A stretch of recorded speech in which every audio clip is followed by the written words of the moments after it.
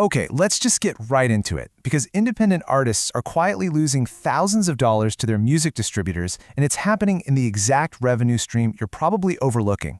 When you're putting your music out into the world, streaming royalties usually get all the attention. But there's this massive secondary revenue stream out there, and it happens to be the one place where distributors most commonly take a permanent, hidden share of your earnings. So ask yourself this, is your distributor taking a cut of your YouTube money? Because for a rapidly growing number of independent artists, YouTube is quietly becoming their largest single check. But ironically, it's also the exact place where you're losing the most money without ever even noticing. We're going to look at the raw numbers, compare the big distributors, and figure out exactly what is happening to your revenue. Real quick, here's our roadmap for this explainer. We're going to hit the content ID goldmine, the hidden revenue trap, the 5-year math, why they charge in the first place, traps beyond the cut, and finally, exactly how to check your own royalties. Let's jump in. Starting off with Section 1, the Content ID Goldmine. To understand the leak, we really have to understand the mechanism of this incredibly lucrative income source. Think of Content ID like a giant digital fingerprinting system. Once your recording is registered, YouTube scans everything. Fan-made covers, dance clips, vlogs, reaction videos, and those incredibly viral shorts. When it finds your song, the ad revenue gets routed directly to you. What's absolutely fascinating here is that this is money generated by other people's work. A single fan-made video or a massive dance trend on YouTube Shorts can actually generate more Content ID revenue in a single month than a whole year of traditional streaming royalties, and it scales completely independently of your own effort. Moving right along to Section 2, the Hidden Revenue Trap. Now here's where the trap snapshot.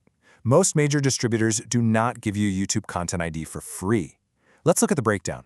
TuneCore has publicly charged a revenue share commonly reported right around 20%. 1 RPM's commission structure, that takes roughly 30% of your YouTube revenue. DistroKid treats YouTube monetization as a completely separate paid add-on that you buy on top of your annual plan.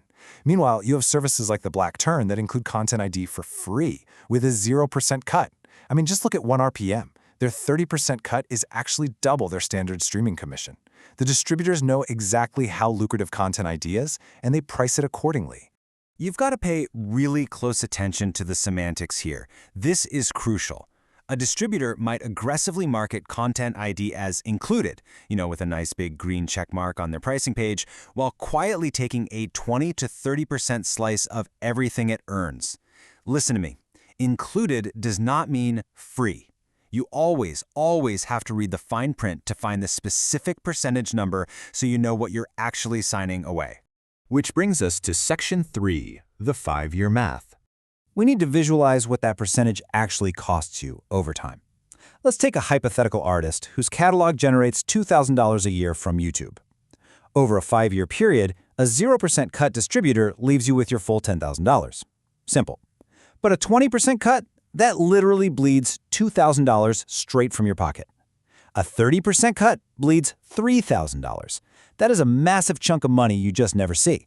And the crazy part is, you never stop paying it. Now, I want you to contrast those thousands of dollars you're losing against this number, under $100, specifically roughly $70 to $90.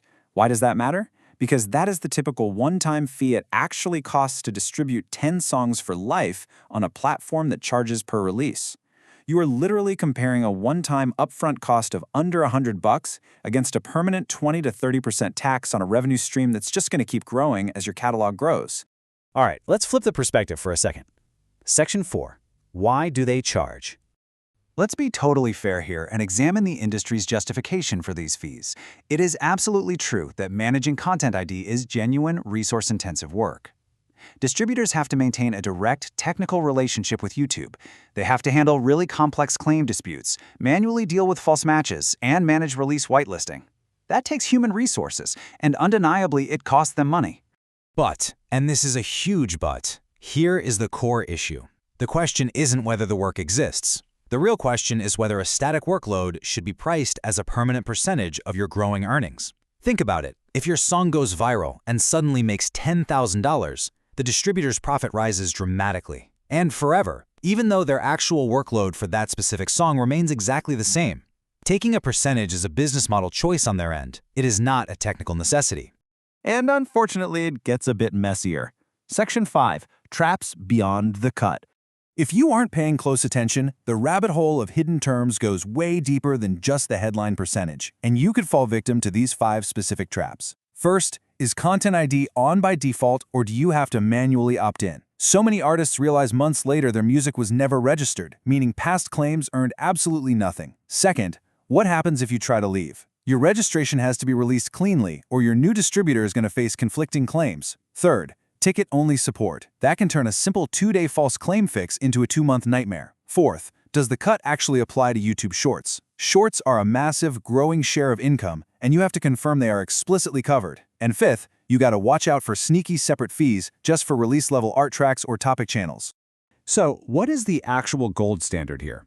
Genuinely free Content ID means no upfront fee, strictly 0% taken from your earnings, no sneaky requirements to upgrade to a premium plan, full coverage of YouTube Shorts, and most importantly, actual human support for claim disputes. This combo is incredibly rare, but services like The Black Turn do offer it. They pair a 0% cut with human WhatsApp support, all bundled alongside their one-time distribution fee. Okay, time for some action. Section 6. Check your own royalties. I literally want you to follow this exact 5-step checklist to plug the leak in your own catalog today. Step 1, open your distributor's royalty report and locate the YouTube or Content ID line item. Step 2, compare the gross revenue against what was actually credited to your account. Step 3, do the math. Calculate that percentage difference. Step 4, search your current plan's terms of service for phrases like Content ID or revenue share. And finally, Step 5, if you are still in the dark, email support and ask for your exact percentage in writing. Most independent artists have never actually done this, and frankly, they are completely shocked by the math when they finally do. I'm serious. Take 10 minutes today to run these numbers. Because at the end of the day, it's your money, and you deserve to know exactly who is keeping it. A 20 or 30% cut on a rapidly growing revenue stream isn't just a fee. It's a massive, invisible tax on your success. So ask yourself, based on everything we've gone through today, are you confident you know exactly where your YouTube royalties are going? Or is it time to start asking your distributors some really hard questions?